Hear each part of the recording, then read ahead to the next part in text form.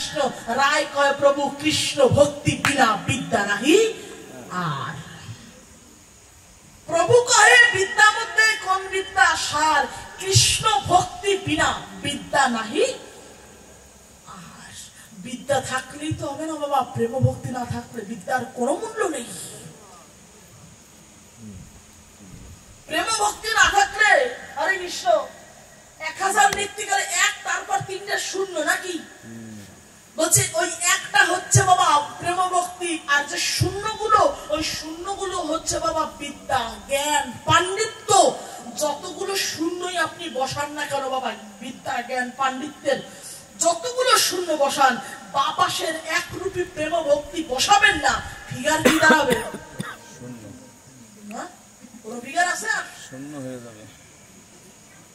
আপনি 3টে শূন্য না বাবা, 100টা শূন্য বসান না, জ্ঞানরূপী বিদ্যার 100 শূন্য বসান, কিন্তু বাপাসের একরূপী প্রেম ভক্তিটা বসাবেন না। 100 শূন্য বসাইলো, 1000 1 লক্ষ শূন্য বসাইলো, কোন ফিগার আসবে না। কিন্তু বাপাসের একরূপী প্রেম ভক্তিটা আগে বসান বাবা। আরে কৃষ্ণ যতগুলো জ্ঞান বিদ্যা বৈরাগ্য শূন্য বসাবেন ততগুণ বৃদ্ধি পেতে থাকবে, কিন্তু আগে তো একরূপী প্রেম ভক্তি দরকার। হরে কৃষ্ণ। বিদ্যা মধ্যে কোন বিদ্যা সার, কৃষ্ণ ভক্তি বিনা বিদ্যা, প্রেম ভক্তি বিনা বিদ্যা নাহি। সরলতা চাই বাবা, প্রেম ভক্তি চাই। প্রেম ভক্তি ছাড়া বাবা কোনোদিন ভগবানকে বশীভূত করা যাবে না, সরলতা ছাড়া কোনোদিন ভগবানকে বশীভূত করা যাবে না।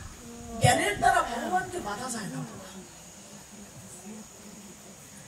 জ্ঞানী হলেই কাজ হবে না, জ্ঞানটাকে ভালো দিক প্রয়োগ করতে হবে।